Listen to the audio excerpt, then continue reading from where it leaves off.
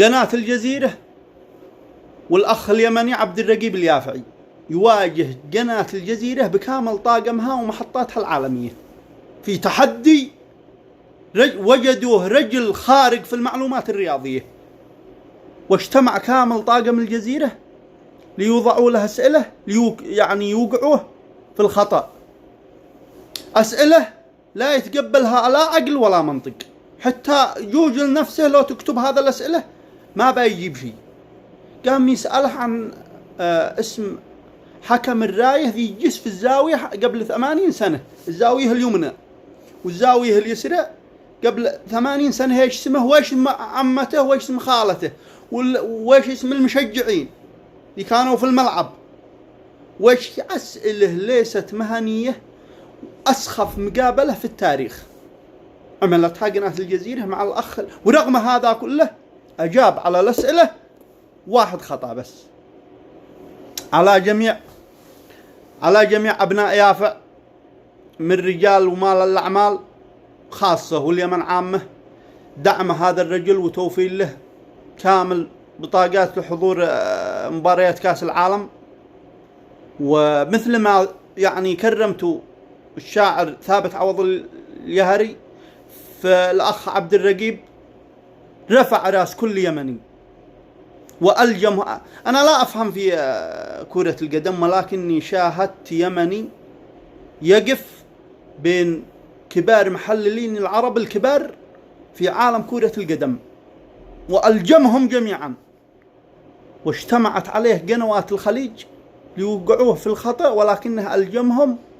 وآخر مقابلة سوها معه البارح في قناة الجزيرة بكلها، قناة الجزيرة بتاريخ الإعلامي يجتمعوا على 5 أسئلة يوقعوا، رغم أن الأخ عبد الرقيب رجل بسيط متواضع يعني لا يعرف في كواليس السياسة المكر، ولكنه ألجمهم جميعا وأجاب على جميع الأسئلة. فعلى جميع رجال وأعمال اليمن هذا الرجل رفع اسمه عبد الرقيب بن حبوب. شوفوا لكل رجل له نصيب من اسمه.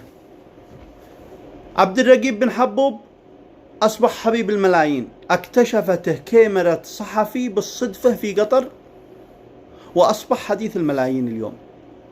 أنا بترك لكم المقطع وشاهدوا أسخف مقابلة عملوا معها البارح في قناة الجزيرة. شاهدوا المقطع. نفسك يا عبد الرقيب أنك كمبيوتر.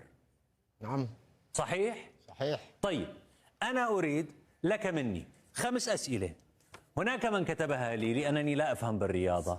ال5 أسئلة إذا أجبت عليها لك مني جائزة، لدي تذكرة كأس عالم لحضور أهم المباريات، سأعطيك إياها. أوكي؟ أنت جاهز؟ الأول سؤالي: هل تعلم قصة هذه الصورة؟ هي أعنف مباراة في تاريخ بطولة كأس العالم. متى كانت؟ بين من ومن؟ وكم كان عدد البطاقات؟ وما كان اسم الحكم؟ يلا. البطاقات كانت 20 كرت، 4 كروت حمراء و16 بطاقة صفراء، وكان الحكم ايفانوف من روسيا، بين هولندا والبرتغال.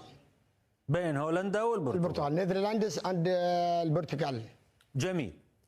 طيب انطرد 2 4 طرد و16 كرت اصفر. 16 كرت اصفر و4 بطاقات حمراء. اي سنة؟ في عام 2006. يا لطيف. أوه. راحت البطاقة.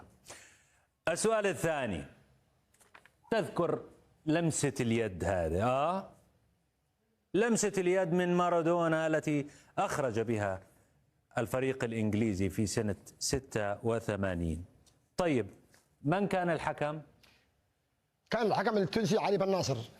جميل. وهذا السؤال ليس السؤال. من كان حكم الراية؟ الراية كان حكم عربي، ولكن الذاكرة قليل. المهم الحكم الساعة كان علي بن ناصر، حكم الراية عربي. عربي؟ على ما أعتقد. أوكي، يسعدني أنك خطأت. كان بلغاري اسمه بوغدان دوتشيف. ايوه شيف صح. طيب امشي طيب راحت البطاقة، بس ما في، لا تخف ستجاوب. السؤال الثالث: هناك نسخة من بطولة كأس العالم خاضت فيها المنتخبات المباريات بخروج المغلوب بشكل مباشر، أي نسخة؟ هذه النسخة هي عام 38. طيب صحيح. ما كان اسم الملعب؟ الملعب الأولمبي، لا لحظة الأولمبي دي كولومبوس. طيب أين؟ في فرنسا.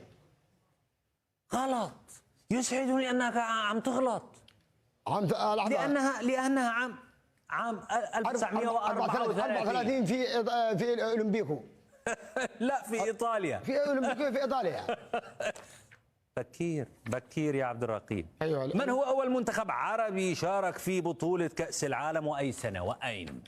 وكان المنتخب العربي المصري أول من شارك في نهائيات كأس العالم عام 1934، وانتهت المباراة 4-2. سجل المنتخب المصري عبد الرحمن فوزي، وهو نفس اللاعب الذي كان سجل في التصفيات 7-0 ضد فلسطين. كل الأهداف سجلها اللاعب عبد الرحمن فوزي.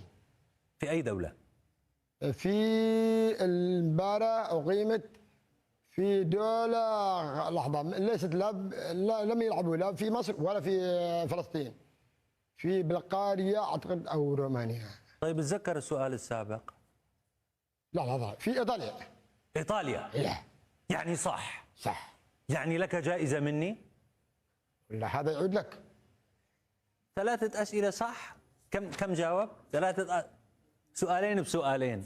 ليس لك جائزة، لكن ربما هي جائزة